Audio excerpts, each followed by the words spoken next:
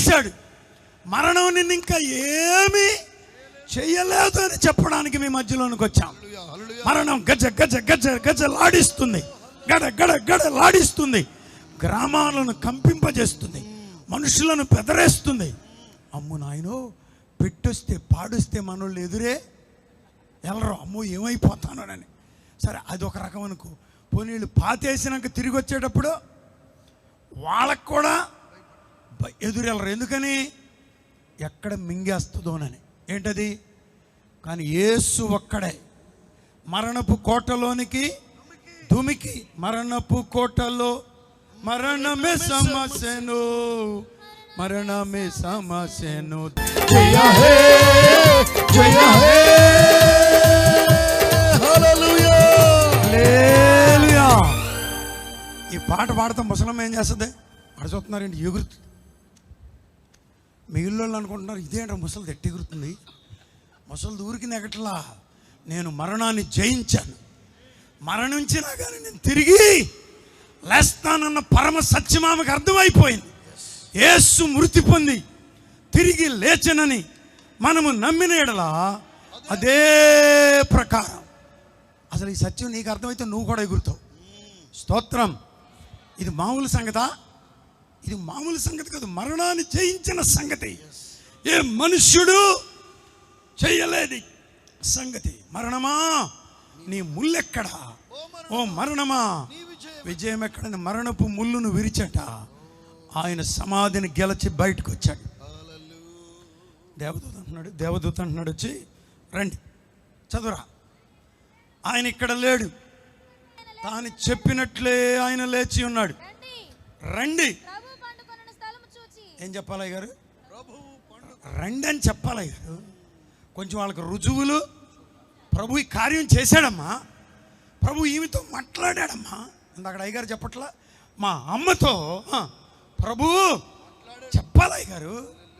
అద్భుతాలు వివరించి చెప్పాలి, ఆశ్చర్యకార్యాలు వివరించి చెప్పాలి, దేవుడు చేసిన కార్యములను విస్తరింపజేసి చెప్పాలండి. దేవునికి స్తోత్రం.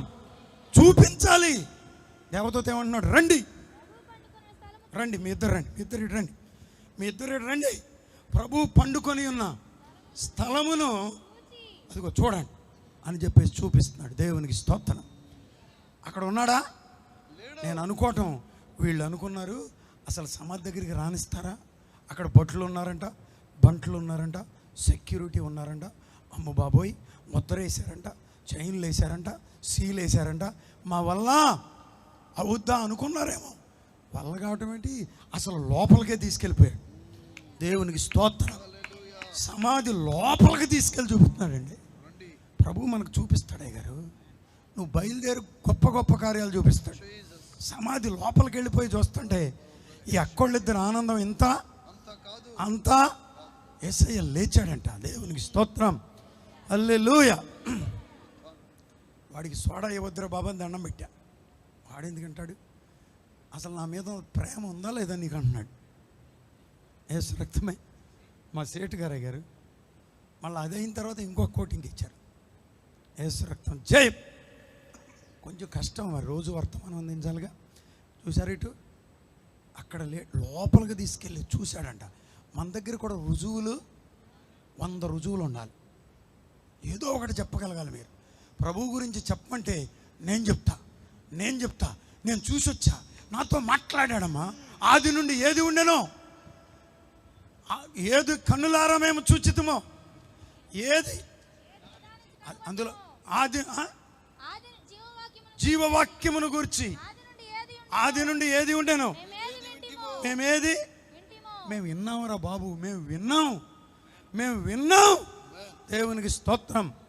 ప్రభు మాతో మాట్లాడాడు. దేవుని స్వరం. దేవునికి స్తోత్రం. ఏది వింటిమో, ఎట్లా చెప్పండి? ప్రభు మిమ్మల్ని దర్శిస్తాడు.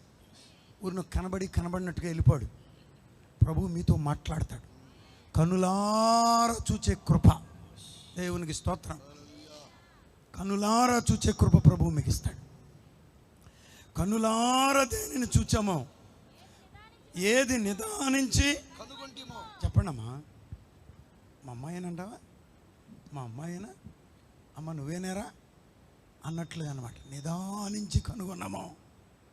ఇందులో ఏదో గబుక్కుని ఎవరో ఏదో చెప్పేశారని, మాయ చేసేశారని మేము ఇక్కడ లేము, భ్రమపడి లేము. నిదానించి స్తోత్రం.